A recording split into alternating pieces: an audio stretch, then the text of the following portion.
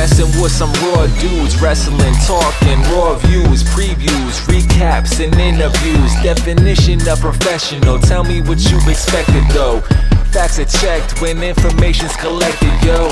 We body slamming all these wrestling brands, but of course that's the case when A&T's on hand. We going head to head, this ain't a ratings war. Now's your chance to chat with Steven, what you waiting for? Welcome everyone to another episode of Raw Views. My name is Steven, and did we have an interesting night of wrestling tonight or what? One of the final Wednesday night wars, if you will. Before we get started though, all the things I got to do, hit the subscribe thing, hit the little thumbs up, dude, but start sharing the show. I am seeing growth beyond what I thought I would see to begin this, and quite frankly, that's awesome. I'm so thrilled to already have over 100 subscribers. Let's go ahead. Let's get to 250. That's the next benchmark. 250 subs. It's going to happen with you guys tweeting this out, letting people know. I have some great guests coming on the next few shows. Tomorrow, I will actually have Justin Incredible on the show to talk AEW with me. Friday, I'll have Tom Cunningham of VegasInsiders.com to break down the AEW Revolution odds. On Monday, I'll have the fan ambassador of AEW, All Elite Tiffany. And then, another special guest now lined up. It's Ella J. Ella from at A Wrestling Gals is going to come on the show to help me break down Monday Night Raw next Tuesday. So yeah, we have some great guests lined up. Can't wait to get everybody on. But let's go ahead. Let's jump into tonight's wrestling. By the way, if you haven't checked out my Revolution predictions yet, I'm already off to a awful start, picking 10 to be in the TNT match and also picking Paul White to be in the TNT ladder match at Revolution. Neither of those things will likely happen. So already off to a great start with my predictions, but let's get into it. The biggest thing of the night was Shaq not doing bad. Actually, Shaq did very well. The powerbomb was awesome. The table spot was awesome. You couldn't have asked any more from Shaq. I thought all four competitors looked very good. I thought Red Velvet showed off her athleticism. I thought Jade looked like a star in the ring. And then again, Shaq took a hell of a bump through the table with Cody. I thought Cody paced out the match really well. I'm not going to get into the officiating. You know how I feel about the referees in AEW. They just don't make talent abide by the rules, so then why should I care? But I'm not going to let that take away from the match itself, because the match itself, very good. Shaq did his thing, man. Kudos to that guy. Um, a big man like him who's had a lot of mileage on the knees, outside of his element, definitely surpassed my expectations for him. While, I don't know if it's the greatest celebrity performance ever in the history of professional wrestling. Let's put that to the side. Let's give him kudos because he did very well. And as far as AEW goes, I think that was the peak of the show. I think the peak of the show was the opening of the show. I thought Jericho and MJF did very, very well. AEW does these spots really well, though. They with the surprises. They had Eric Bischoff come on. They had Conrad Thompson come on. They had Brendan Walker come on of Barstool Sports, which really popped a lot of people because, well, he's been on WWE television a lot lately. So it'll be interesting to see where that goes. A lot of cool names show up to ask questions, and I don't know, allowing MJF and Jericho to do their comedy thing. You have the Bucks come in. I thought the Bucks promo was very good. Of course, you get the obligatory WWE curtain jerker line, whatever.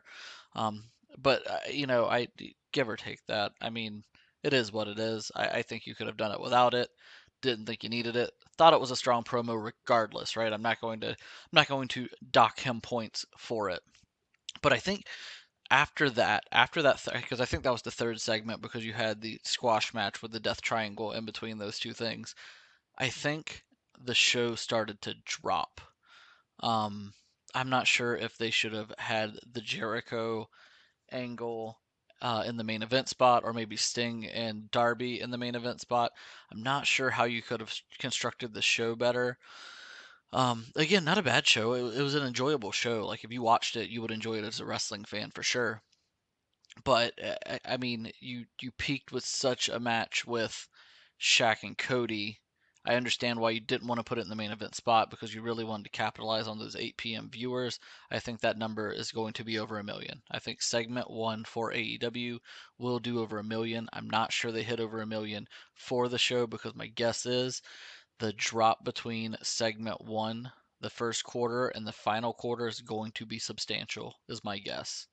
Um, We'll touch more on AEW. Let's go ahead. Let's jump over to NXT a little bit, where I thought the show didn't begin really until the women's tag match right at that 9 p.m. hour. The second hour of NXT was far better than the first hour.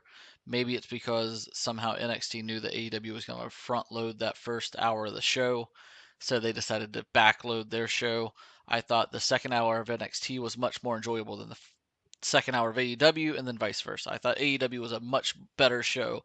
But I will say this: you hear me talk a lot on my show about storytelling and about storytelling throughout the course of a show. And Roddy Strong came out earlier in the night asking for Adam Cole to come out. Adam Cole does not come out. Instead, Finn Balor comes out. That sets up your main event for the night.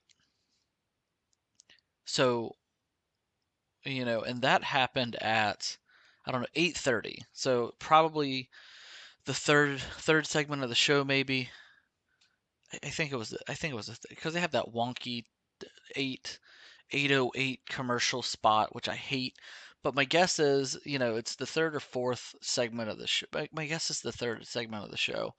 But you went ahead and you set up your story for the night. The story of the night, once you got to 8:30, Balor strong, right? Because we're still focusing around the Undisputed Era, and you tell the story throughout the night. Balor strong. You have Adam Cole lurking in the main event. Match of the night, hands down, Strong. Balor tears down the house, but something to note: Roddy Strong not rocking any Undisputed Era gear all night, not coming out to the Undisputed Era theme. So you now have Strong distancing himself from the Undisputed Era. And as you close the show, you do notice that Adam Cole is still rocking the Undisputed Era gear. So you wonder, is Adam Cole going to continue on the legacy of the Undisputed Era and he's just going to kick everybody out, or is everybody going to leave him? You know, some really cool storyline stuff in there. But again, you set it up back at 8:30, you deliver a strong main event match, and then, right, because the way you set this up was Strong calling out Cole, Cole not coming out. Balor says, I know what will bring Cole out. I will give him a title match next week. That will bring him to the show. Fast forward to the end of the show. Balor wins, has the title. What do you see? You see Adam Cole finally come out for that title. So some foreshadowing there at the 8:30 hour with Balor saying, I know how to bring him out. It's this championship. At the end of the show, you see him with the championship, and Adam Cole emerged from the backstage onto the ramp. That by far was the best storytelling within NXT, but you had multiple layers of storytelling within this show. You had multiple segments with the way, really good comedy stuff. Johnny Gargano is finding he's just hit his spot, and he knows how to play this character so well, and he's doing it. You had the way throughout the night, and then the women's tag match for the titles. You get a screw job at the end.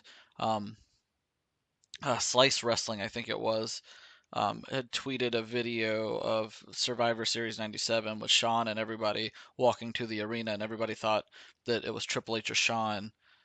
That's what the tease was for, and I immediately said no. I think it's for a screw job. We're gonna see a screw job, and I actually tweeted him. He gave me the little winky face. So kudos to you, Slice Wrestling, if you're listening to this. We get a screw job finish with Adam Pearce coming down, sending an official in, and Shayna tapping out Dakota Kai, who actually wasn't the legal competitor in the match. So you have all sorts of funky stuff going on. I love it. The biggest takeaway from NXT tonight: story heavy, personality heavy. This is a completely different NXT show than we've seen for the last 6 months.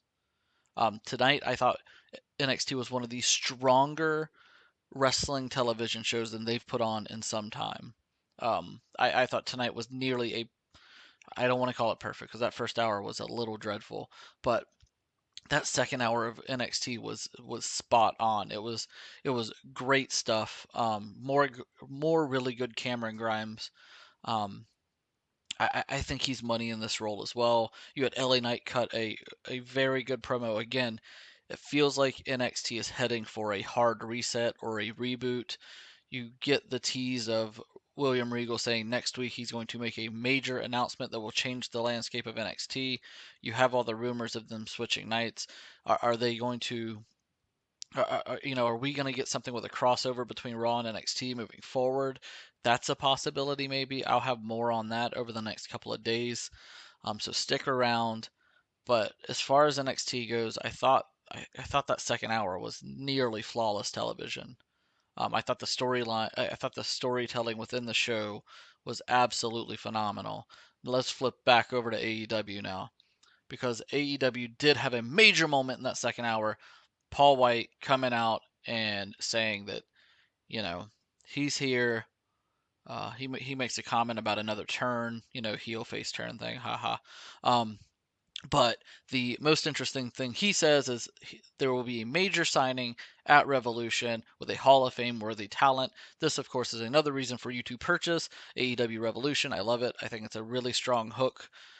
He did say it's not who you think it is. I think that is to dismiss the CM Punk rumors. So if you think it's CM Punk, I'm pretty sure that based off of Paul White going out of his way to say that, it's not him. If you try to read in between the lines, if you try to take and dissect what he says, it's a Hall of Fame worthy talent. So it's not a Hall of Fame talent. It's not somebody who's in a Hall of Fame. So that eliminates quite a few names. I've seen Mark Henry get thrown out there. I've seen Kurt Angle get thrown out there. I think a lot of men's talent are getting thrown around. It could quite possibly be a women's talent, especially because Sheeta's going to win and retain her title. Tully Blanchard just got back in the ring. He actually, it was a hard watch. He did fine. He did all the spots well, but that was a hard watch for me. I was, just hoped he was going to be okay by the end of it, and he was. Um, wouldn't surprise me if it's Tessa. Tessa's laid low. Um, her dad just got to wrestle. It'll be interesting though. Another name out there is like Zelina Vega because it's a Hall of Fame worthy talent. So is he talking about a person who has the talent to become a Hall of Famer? If you look at it that way, you could pull a slew of names that are free agents out there. Is it a New Japan talent that whose contract just expired or something that we don't know about? That could also be a possibility. But my initial guess is Tessa Blanchard, and she immediately goes into a feud with Sheeta. Again, that's my initial guess. When I first look at it from 1,000 feet up, that would be my guess. And I'm trying to think of some other names that it could possibly be, but a lot of people are locked up around the way right now. Nick Aldis would be a name that I think would be very strong, but with the NWA relaunching, he's been so committed to that brand. I don't see it being him. Um, it could be a legend. I think Bully Ray is a name, but I think he's in the Hall of Fame already, so I don't think it would be him either. But yeah, so let me know down in the comment section below if you're an AEW fan, who do you want it to be? Let's just open those doors fully. Who do you want to be that person? Whose name would you hear that you would just get so excited about that it would make you, just jump out of your seat from excitement, or make it worth your money, make it worth your $50 to see just that person. Let me know below in the comment section. As for NXT, like I said, you're seeing some major changes in the show tonight. If you typically don't watch NXT live, if you're an AEW fan, watch this NXT show. I think you'll like it. I think it's a show that actually that second hour really is really about the best you can expect on an NXT show. That's not a loaded show like next week, right? And we'll get into that in the next couple of days. Talking about next week, I just really wanted to recap tonight. Um, as far as AEW goes, let me say for those NXT fans that don't typically watch AEW, go watch that first hour of AEW because it's really good television. Again, Shaq made his debut and did a very good job. Um, You got Jericho and MJF doing what they do best. You had the Bucks doing what they do best. I thought all of that came across very good. That's about as best as you could have asked for if you're AEW. So again, both shows deliver something different. I didn't like the choice of the main event. I think I would have restructured AEW a little bit. I'm going to get into that a lot with Just Incredible tomorrow. A reason I'm recording this tonight and dropping it tonight. A, so you guys can get it early, but B, because I'm going to have Just Incredible on the show tomorrow to break down AEW specifically. We're going to talk a little bit about a pay-per-view. We're going to talk a little bit about the major highlights from AEW tonight. But I thought both shows delivered. I actually enjoyed both shows a lot. There wasn't a lot of points where um, it was bad. I don't think either show was bad. I think a lot of this is I'm watching both shows. You kind of make a realization that when one show starts to drop and the other show starts to pick up a little bit, it might artificially lower that other show a little bit because you're seeing something so much better on, the other show. But that's about it tonight. I'm trying to remember before I go if there's anything else I should touch on. And I don't think so at this time.